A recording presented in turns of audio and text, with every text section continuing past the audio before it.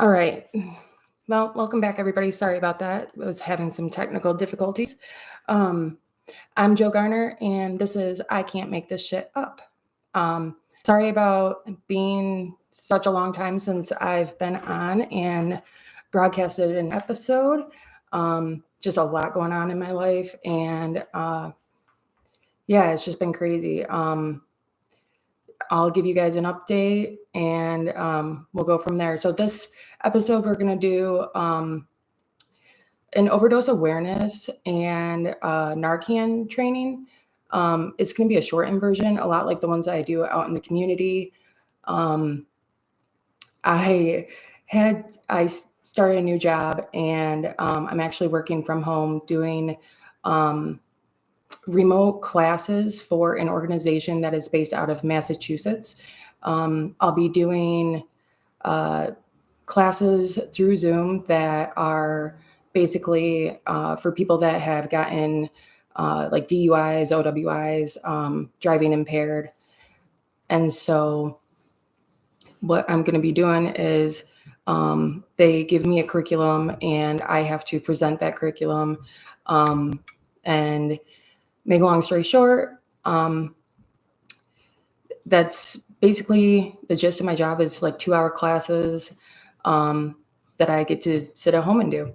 I'm pretty excited about it, but part of this I have to do a bunch of online learning courses, and one of those was a Narcan training. And this lady on this Narcan training video was horrible. I'm just going to put it simply. She did an awful job. And so I really want to actually kind of complain to my organization, because I feel like if they're going to have an actual Narcan training, they need to have one that's, something that people are going to be engaged and like paying attention to. This lady was terrible. B, it needs to be like factually correct. One of the things she said was not correct at all. She said something about not being able to keep Narcan in your vehicle, which is completely untrue. Yes, you can keep Narcan in your vehicle. I do. I keep it in my glove box. I can't tell you how many times there's, that I've, been out in my vehicle, and, I've had somebody, somebody that knows that I have Narcan on me say, hey, I need Narcan, and I give them one of mine. Or, I've got people all the time that ask me if I have an extra Narcan on me. Yes, absolutely. Here, take it. And most of the time, they're always in my vehicle. As long as it's not in direct sunlight, it's not going to do anything. These have been taken from hot to cold, extreme weather temperatures, back and forth, and it has not done anything to the efficiency of the medication. The medication is still just as good as it would be if it wasn't in a hot or cold environment. So it's not going to do anything. It's not going to make it work less. It's not going to, expire it. The only downside is if you live in, like Michigan, if it's super cold out, it might freeze. So that would be the only drawback to leaving it in your vehicle, because then, if it's frozen, you got to take the time, put it in front of the heater, and warm it up. So, and time is of the essence. We don't have time to do all that. So I always keep an extra one in my purse, my backpack, just in case. So just keep that in mind if you're keeping them in your vehicle. Just keep it out of direct sunlight. That's all you have to do. But yeah, so I felt like this lady did a terrible job at giving a Narcan training. And, she also didn't talk about rescue breathing, which is super, super important. That's basically a way that you're going to keep that person alive is if you give them rescue breathing. Because in the time that this medication takes place and starts to work, which is 2 to 3 minutes, which those are a long 2 to 3 minutes if you're just sitting there. Narcan doesn't work like that once it's administered through the body. So in that time, you need to give rescue breathing. That's going to, help keep that person alive. Because when a person's overdosing, it's the respiratory system that's being affected. So, their breathing is shallow. Their breathing is non-existent. You might hear something called death rattle, it sounds like a snore or a gurgle. A lot of people mistake it for either one of those. I've had friends die because the people that were with them didn't know that they weren't asleep, that they were actually overdosing, and that snore was really the lungs on its last legs before they were gone. And so it's really super important to do rescue breathing in that 2 to 3 minutes that you're waiting for the medication to take effect. I can't tell you how many times out of the 35 plus overdoses that I've actually reversed myself, I can tell you majority of the time I did not have Narcan. I strictly only had rescue breathing. And so I can tell you that is the difference between life and death for somebody that's overdosing. It's really something that needs to be done. And, if you're worried about, mouth to mouth or, catching something, reach out to me because I do have rescue breathing face barriers. I keep one on my keychain. They're like these masks that you can put over the person's face. So then that way, you're not actually touching skin to skin and you're still helping that person breathe. So if you need a rescue breathing face mask, you can get one at your local harm reduction organization or reach out to me. I'll mail you one. I'll give you one. Get a hold of me. I've got them. I've got a whole bag of them. So if that's something you're worried about, I'll get you a couple. Also, I wanted to make a point that this is the brand name of naloxone, or the naloxone nasal spray. Narcan is, that's what people call the medication. The medication is actually called naloxone. This is a intramuscular injection, and this is a vial of the medication. This is actually going to go into a needle and is going to be given in either the upper arm or outer thigh. If it's a larger bodied person, you want to give it in the upper arm. If it's a smaller bodied person, you want to give it in the outer thigh area. You're going to use a IM or intermuscular needle. You're going to draw out the medication. I'll show you guys all how to do that. And, you'll give it to them, and then you'll go ahead and do your rescue breathing while it takes place. I prefer the intermuscular naloxone versus the nasal Narcan because of a couple reasons. One, it is not as concentrated as one of these guys. So one of these guys are 4 milligrams in strength. One of these guys are 0.4 milligrams in strength. So one of the things that's, Narcan does, or naloxone, it knocks the opiate receptors. It takes the place on the opiate receptors in the brain. So it, moves the opiate over and it then sits there. But it's only going to last around 30 to 60 minutes. So that's why when people, get given this medication after they've overdosed, they wake up feeling pretty shitty. because it's moving the opiates right out of the body for that short amount of time. Well, not even moving them out of the body, it's moving them over and blocking them. So with that being said, it's, if somebody gets this medication and they're given a 4 milligram dose versus a 0.4 milligram dose, they're going to be feeling pretty shitty, even more so than if given the intramuscular. This is a more controlled dose.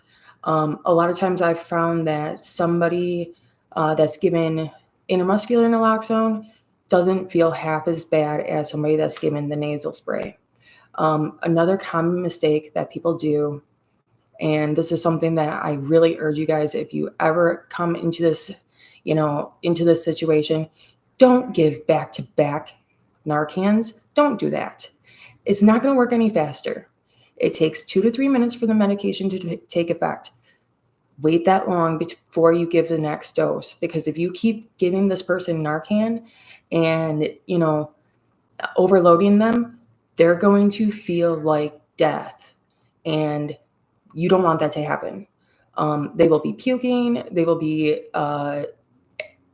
basically puts the body right into withdrawal and precipitated withdrawal. So it's like withdrawal times 1,010. You don't want to do that to somebody. That's a really, really horrible thing to do. So if you can at all, try to give an intramuscular naloxone dose rather than a nasal Narcan. If you guys need IM naloxone, reach out to me, reach out to your local harm reduction organization. I will get them for you. I will mail them to you. No problem. I can get you the whole kit. We have these little kits that we get. I put them together. It comes in a little black box. I'll send it out to you and you can have that. It comes with 4 doses, 4 needles, and, then the box that it comes in doubles as a sharps container for when you're done with your needle. So it's a really, really good kit to have. I keep one of those in my car. I keep one of those in my backpack. I've got them everywhere. I've got them in my house. I don't go anywhere without my Narcan or my naloxone kit. I just don't, because you never know when you might need it. It's really super important that, and even if that person is not overdosing, the medication is just going to process through the body just like water. It's not going to hurt the person. It can't hurt them if they're not overdosing. It's going to process through the body just like water. So if they're not actually overdosing, don't worry. It's not going to do anything. So, if kids get a hold of it, it's not going to hurt them. They'll be fine. I have actually used naloxone on an animal before. I've had to Narcan a dog that ate about 4 grams of dope. And so it even works on animals. It was intramuscular naloxone. I gave it to the dog in the scruff of its neck, and I saved his life. So it does work. Just keep that in mind. You can use this stuff on really any animal, person. It's a great medication, and it works, especially with, the fentanyl situation that's going on right now, which I wanted to talk to you guys a little bit about that. I wanted to give you guys some myths and facts about fentanyl, because I know a lot of you guys don't know, there's some things that are not true when it comes to fentanyl. And it's something that the media has done a really, really bad job of portraying. One of those myths is fentanyl cannot overdose a person if they just by touching it. That's not true. The person will not overdose if they just touch fentanyl. It does not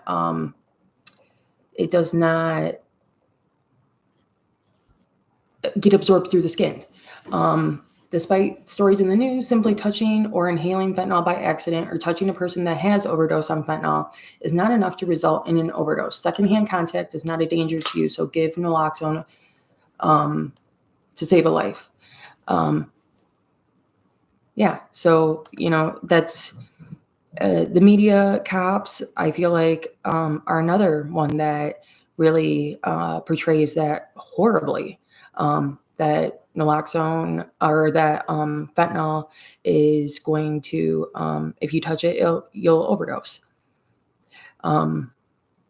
So I just wanted to, let you guys know that. There's a couple more. Fentanyl is naloxone resistant. No, that's a myth. Naloxone does work for fentanyl. Naloxone blocks the effect the same way it does for heroin. It may take more doses than usual, and it may not last as long. So make sure you call 911 for any overdose. I wanted to touch with you guys on that as well. If you guys are worried about police presence showing up if you call 911, there is something that you can say when you're on the phone with them, with the operator, where it's not going to elicit a police response. Now, if you say the word overdose, automatically elicits a police response. If you call and you say, I'm with somebody, they're unresponsive, they're not breathing, I need EMS, they're not going to elicit a police response. That's just going to give them that it's high priority, and they will send out an EMT, the ambulance. It won't send out the police, because if they don't hear the word overdose, they don't know it's drug related. So that way, it usually does not elicit a police response. I've actually done this where I've had to call 911 because of an overdose, and I said, the person is not breathing, they're unconscious, they're not responsive, and all I had was fire and EMS show up. So it does work. If you're scared to call 911 because of the cops showing up, you don't have to be. There are ways around this. Also, the Good Samaritan law is in effect. There are a couple caveats to that law, and that is, just one second. So the Good Samaritan law covers the person that's overdosing and also the person that's calling from getting in trouble. Now, there are a couple, caveats to that. If either person has a warrant, if either person is undocumented or illegal, or if they have what's deemed a larger than a personal amount of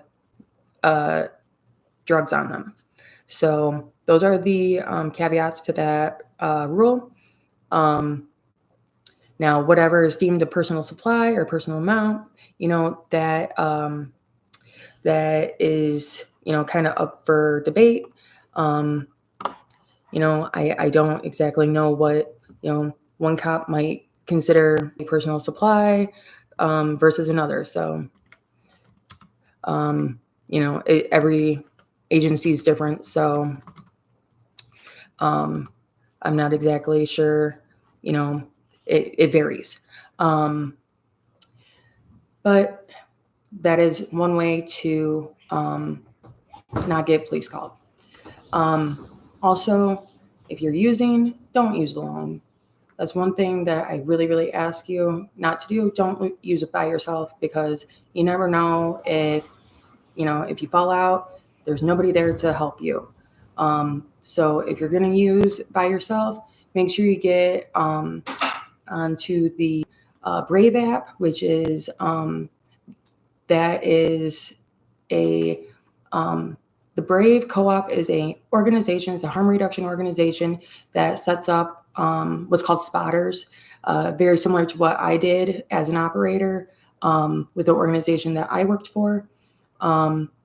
There's, they'll set up a rescue plan with you, and that spotter will stay on video chat, or stay on chat with you, or stay on the phone with you while you use, until you feel comfortable enough to hang up and continue about your day or whatever. So please, if you're using alone, let somebody know, just so in case something happens, you're safe. That's all we ask. It's just super, super important. I do want to take 1 second and I want to give a big shout out to my street daughter. I'm so fucking proud of her. I found out last week that she was using fentanyl, and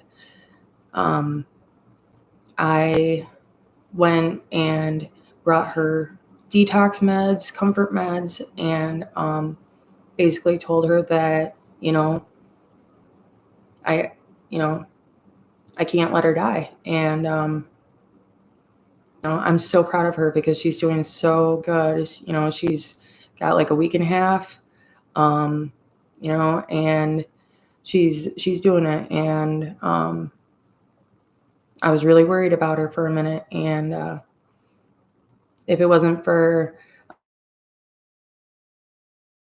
somebody that, I met, last summer, calling me and letting me know about my daughter, I don't know where she'd be right now. And I'm really proud of her because she's being really strong right now, and staying in recovery and doing what she has to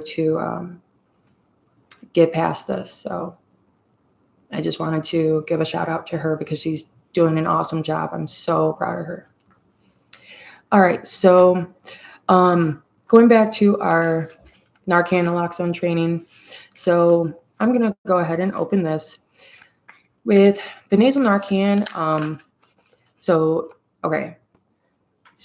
A lot of people don't actually know what it looks like when somebody's overdosed. Okay, because there's a big difference between somebody that's overdosed and somebody that's just really, really high on opiates. So there's a couple differences. If somebody's just really high on opiates, you might see nodding out. You might see them, you might hear them slurring their words, going really slow, slow movements. Their breathing might be, slowed down, but they're still breathing. They're awake. That's the thing. They're awake. They're responsive.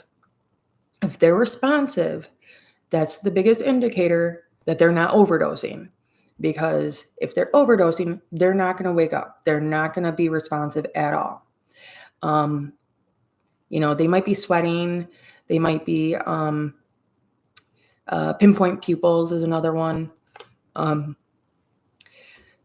Versus some people might get that confused with dilated pupils, which is when they're really, really big. Dilated pupils are more often seen with stimulant use than opiate use. With opiate use, you're going to see, sweating. You might be pale. They could be just general like behavioral differences, changes. They might be acting a little loopy. But yeah, the biggest thing is they're still awake. Even if they're nodding out, you can, yell their name, tap them, and they're gonna respond to you. If they're overdosed, they are going to be not responsive. You shake them, you call their name, they're not waking up. Also, you might notice that they are turning various shades of blue or purple, especially around the lips, tips of the ears, fingertips. That's a big indicator that their respiratory system is now shutting down. So their face might be grayish in color. They might feel cold or clammy. But the biggest thing is they're not responsive. And they might be doing something that's called death rattle, which is that snore gurgling that I talked about earlier. And that's really a good indicator that, the respiratory system is on its last legs. We need to get this person oxygen like ASAP. So that's why rescue breathing is so important when, giving naloxone or Narcan. Because it's really it can be a difference between life and death. So with your Narcan nasal spray, this is what it looks like. It's got the red plunger. If the person is overdosed, you want to lay them flat on their back if possible. So then that way you can tilt their head back and you can look inside their mouth, because you never know if they might have, vomited, or they might have something in their mouth. Just try to scoop it out, because you want to make sure their airway is clear before you give rescue breathing. So when you have them laying flat on their back, or as flat as you can, you're going to stick this in their nostril until your fingers touch the base of their nose, and then go ahead and push the plunger and deploy the medication. Super easy. Now, it is only one spritz. It is not like a Flonase. There's not a test spritz. It's only one. So don't waste it. Once you deploy the medication, that's when you want to start your rescue breathing. So make sure the person's airway is clear, tilt their head back. I don't have a rescue breathing dummy, unfortunately. Otherwise, I would be able to show you exactly how to do this, but I'm going to just try to explain it the best I can. Tilt their head back, make sure their neck is nice and elongated so you can get good breaths down to their lungs. And what you do is you pinch the nose closed, tilt up their chin, and make a seal with your mouth around theirs. And you want to give like 2 test breaths, 1 and 2.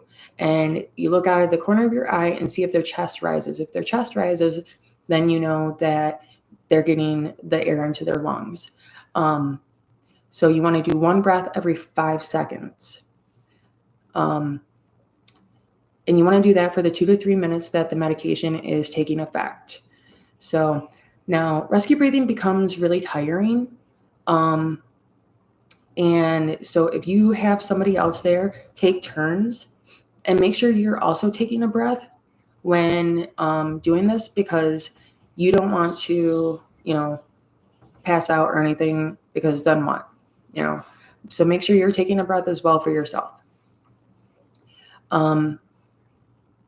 Now, and do that until, first responders show up, or if the 2 to 3 minutes passes and they're still not responsive, then you can go ahead and give a second dose, and then go back to your rescue breathing and do that, back and forth until the person becomes responsive or EMS shows up. Now, with the intramuscular naloxone, we're going to, is a little bit more in depth. There's a couple more steps. We're going to pop the little cap off. We're going to take our needle out of the package. Now, these needles can go right through clothing. They're big, they're thick. They've got a long tip because you got to get it down into the muscle. So if they have something like this on, or, jeans, it can go through that. Don't worry about trying to take the person's clothes off to get this needle in there. It'll go through that. The only thing it probably won't go through is like a big, thick, puffy jacket, or like a thick leather jacket.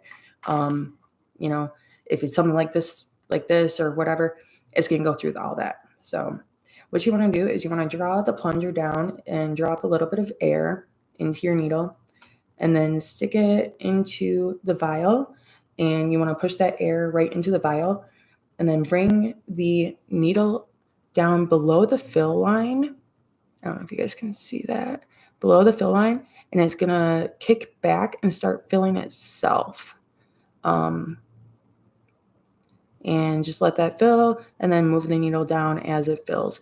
Don't worry if you can't get every drop in there. They overfill these for a reason. So go ahead and just, let that fill. Suck the rest of it out of there. And that's ready. So, and then you want to go ahead and just move your plunger up to the top of the needle. So then that way there's no air. It's not going to hurt anything, but, why have it if you don't need it, right? You're then going to hold your needle like this, like a dart, and you're going to put it in either the outer arm or the upper thigh. So you will, take it like a dart, poke. So I'm going to do it with this. So we'll poke and deploy over a couple seconds. until it's all the way in. And then you'll start your rescue breathing. Make sure you always, man, it spit at me.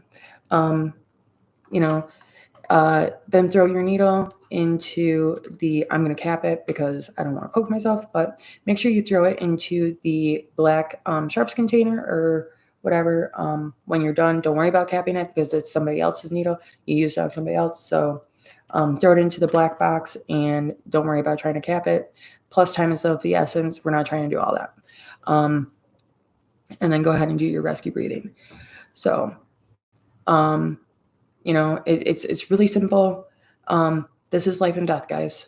This is, it could be anybody. And also, I wanted to tell you, the Good Samaritan law also protects people that, if you give them Narcan and they're not overdosing, it's not going to affect them, but it protects you on that too. Because this is the only medication that you can give somebody and it's not prescribed to them. So you can legally give this to somebody else with it being prescribed to you or somebody else. Now, I don't know if that's changed because the laws are different now with them selling Narcan over the counter. So it might be, a little bit different now. I'm not exactly 100% sure on that. I wanted to go back through, I know I'm kind of jumping all over the place. I wanted to go back through and tell you guys some more fentanyl myths, in relating to the Narcan trainings and overdose awareness trainings. So here's a myth. If using fentanyl, you have to go through more withdrawal before starting buprenorphine/naloxone, which is a medication for opioid use disorder known as Suboxone or Subutex. That is a myth. It might be more difficult to navigate starting buprenorphine or Suboxone, but you can talk about adjusting the starting dose with your provider to ensure a safe start and minimize the time you're in withdrawal. Now, there is something called the Bernese method, which people now do not have to wait that 24, 36, 48, however many hours, in between your last use and starting the medication.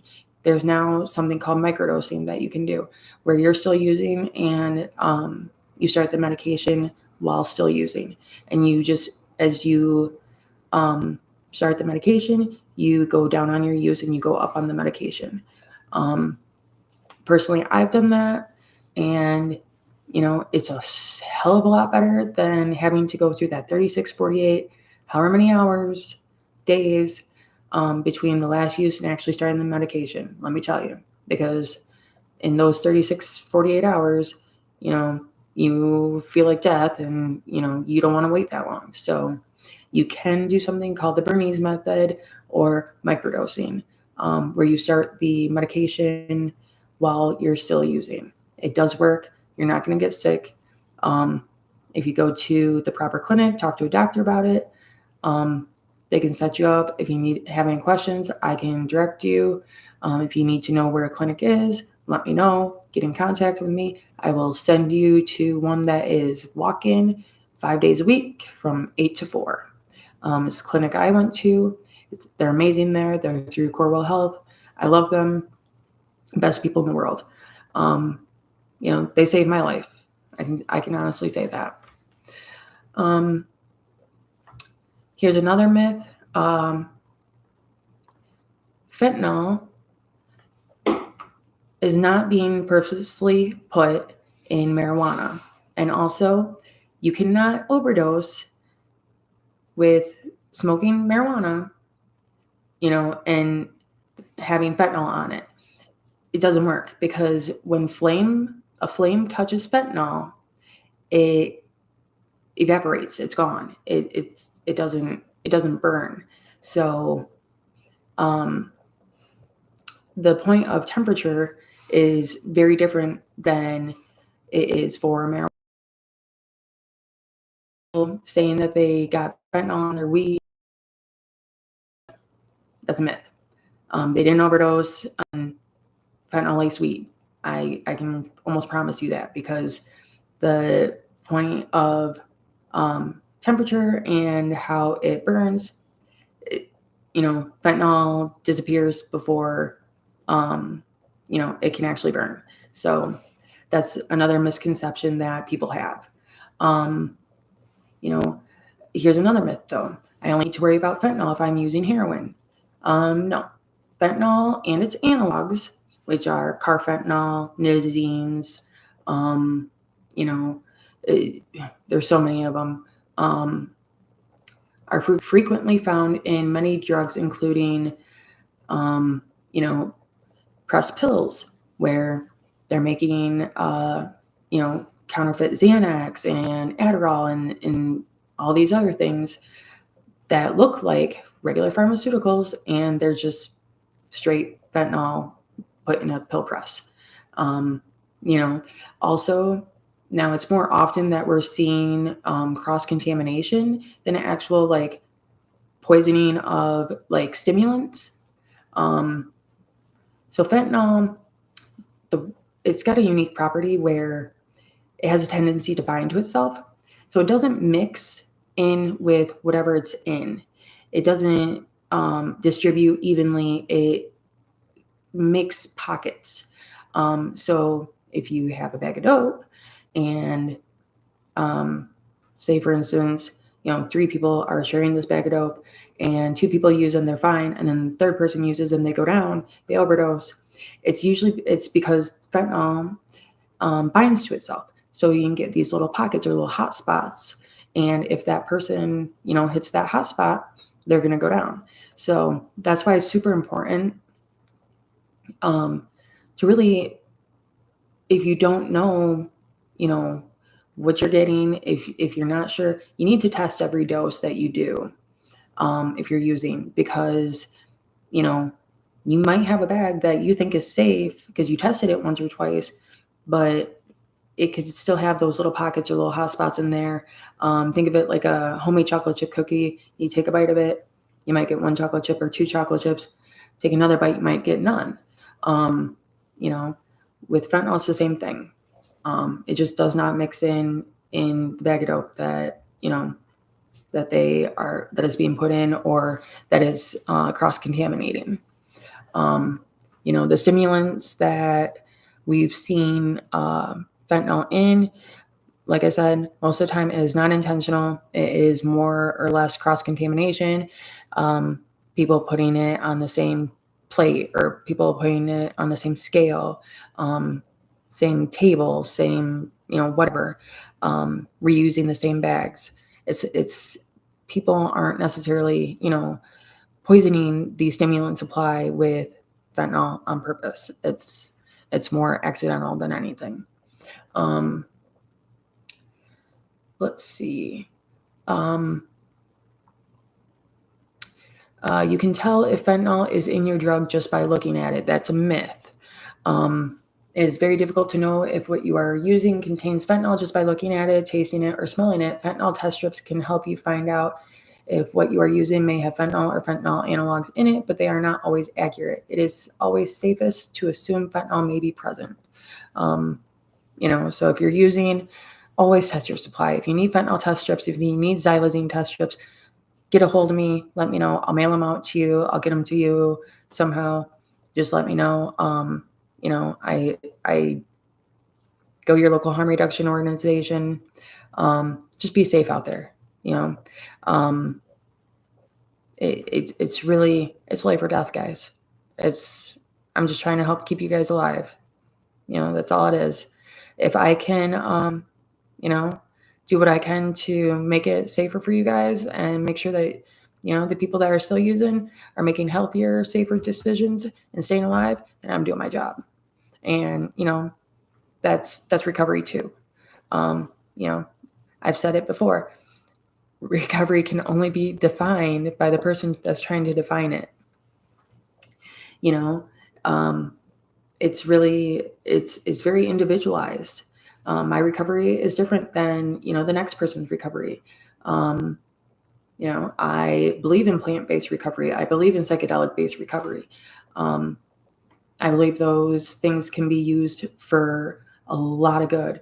And they are medications to a lot of people, especially for people with PTSD and, for pain management, for sleep, marijuana, psilocybin. Those are things that, people need. And, if it wasn't for marijuana, I can tell you I'd probably kill somebody. So, in my opinion, it, it keeps people alive.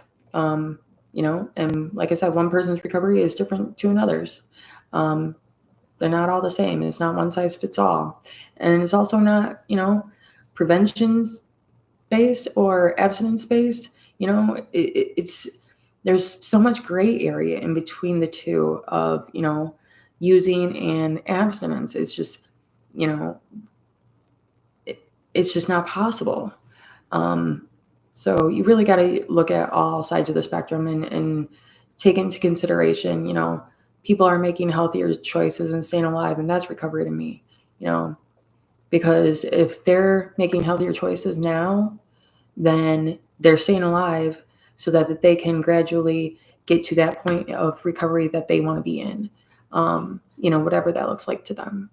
So, and that's, you know, that's what it is. So, I truly believe that. And, as a recovery coach, I'm not here to judge anybody. Um, I'm here to help people. I'm here to talk to people. I'm here to make sure that, people are just staying alive and they're doing what they need to stay healthier and make healthier choices. So that's what I'm doing.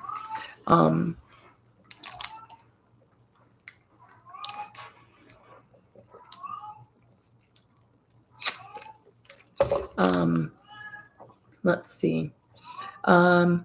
Anyway, so that's my Narcan naloxone spiel for the night. Let me go ahead and update you guys on what's been going on in my life. My husband is due to go up in front of the parole board next week. So I'm pretty excited about that. We'll find out if his parole gets granted, and then he will be able to come home. June 18th is his earliest release date. He is still in Saginaw Correctional Facility. They are still being a big pain in my ass. I still don't like them. I actually hate them more after what I've dealt with in the last couple months, to the point where I'm not even able to see my husband now. So that's another story, and one that I'm not going to get into right now. But yeah, I can't even see my husband now at this point. So the only thing I have is phone calls, letters, JPay, and hopefully I'll be able to be there at his parole hearing. To show my support and show the parole board that, I'm in his corner, and we need to get him home. So that's an update on that.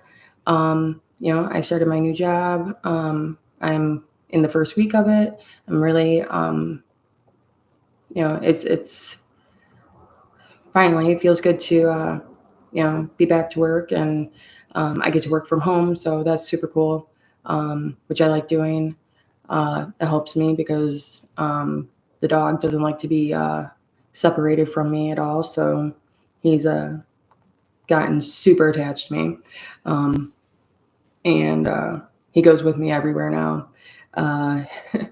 He's definitely my buddy. He's actually sleeping down at my feet right now under my table. And he's funny.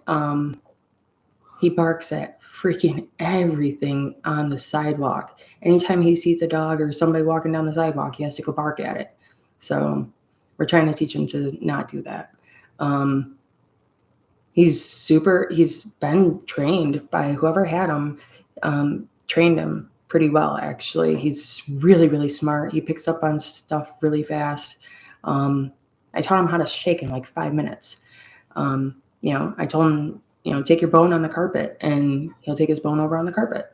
Um, it's kind of difficult when you have hardwood floors, and he's got like a big marrow bone that's filled with peanut butter, and he likes to drop it on the hardwood floors. And I feel bad for my downstairs neighbors because I'm sure they think every time he drops that bone, he's coming through the ceiling. Um, but he's super smart. He loves to go on car rides. He goes with me everywhere. I take him whenever I leave. So he loves to go with me. He actually gets mad if I don't take him with me, and then he destroys shit. He gets mad and likes to get stuff off the table and tear shit up. So I try to avoid that at all costs. So yeah, it's gonna be interesting. Doing my classes through Zoom in the same room as my dog, because he also thinks he's a lap dog. So he'll just all of a sudden I'll be sitting at the computer and he'll try to get in my lap, and he's 100 pounds. Like, he is not by any means a lap dog, and he definitely thinks he is. So he's funny. He'll push me around in my desk chair because it has wheels on it, and he'll roll me around the room, and it's so funny that he does that. I think he does it on purpose, really.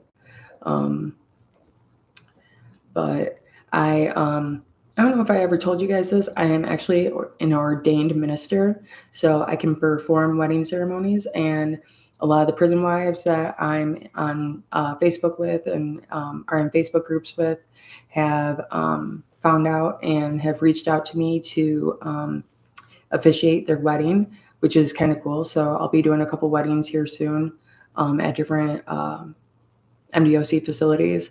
I'm going to be going up to Kinross, which is up in the UP. It's about 4.5 hours away from here, from me in Grand Rapids anyway. And the lady's wedding is going to be at 9:30 in the fucking morning. And so I'll have to go up the night before for sure. And yeah, it's going to be pretty crazy. I haven't been to the UP since I was a little kid. So I'm kind of excited about that. I think I'm gonna go to the casino up there. That's like 12 miles away from the facility, and go check that out. But yeah, so if anyone's interested in having me officiate their wedding, I am an ordained minister and can do that.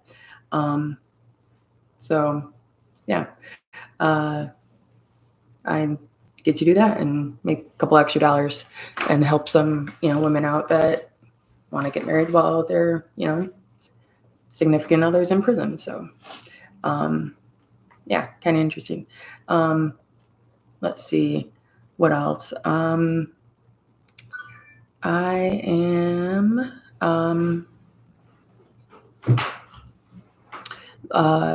looking to try to get into some sort of phlebotomy program.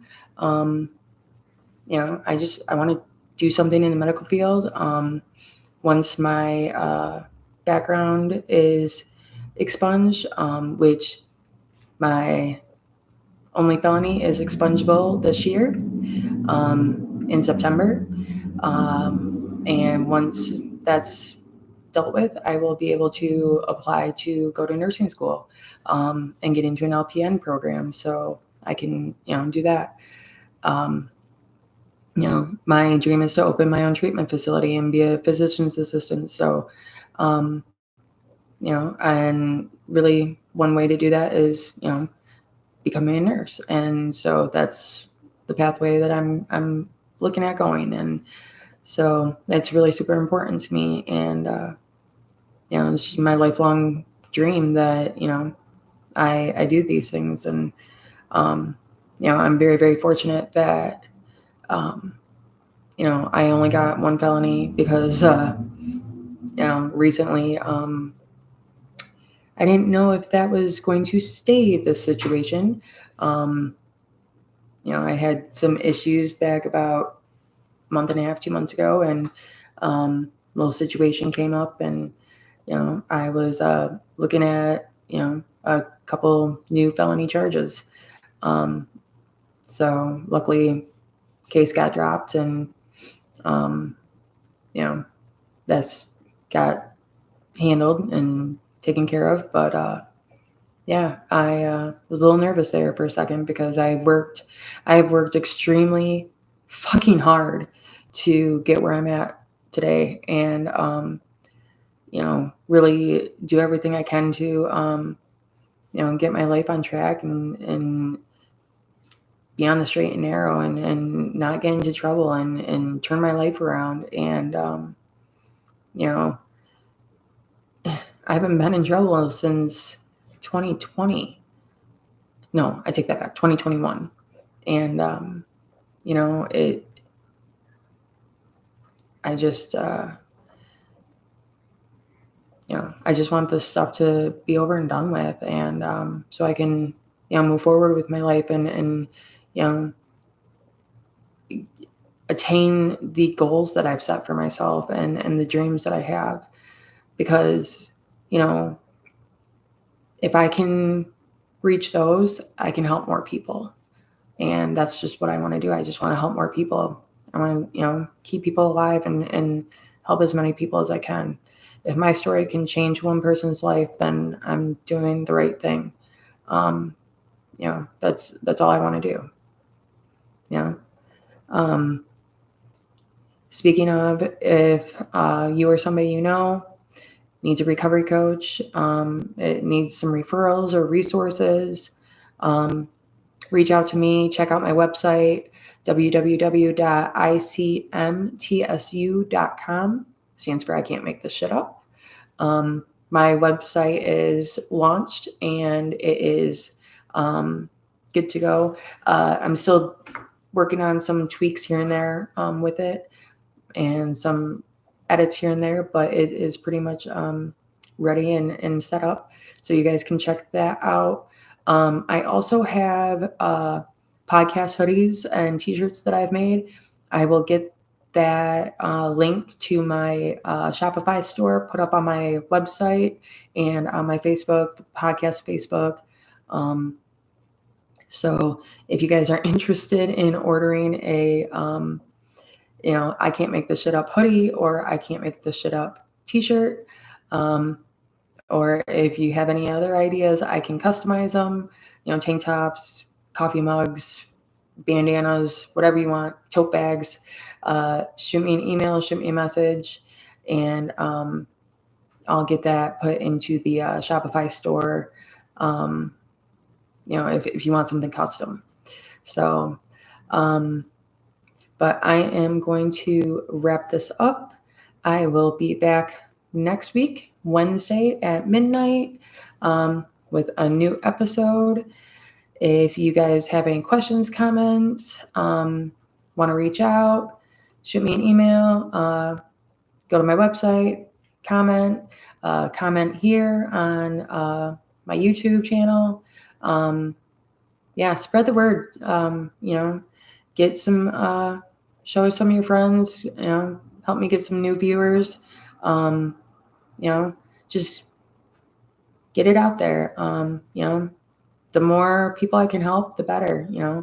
If you guys think what I'm talking about is interesting, if you guys like what you see, let people know. Word of mouth travels fast, and I just I want people to know what it's about, and just get my stuff out there. All right, guys, have a great week, and I will see you all next week on Wednesday at midnight. Have a good night.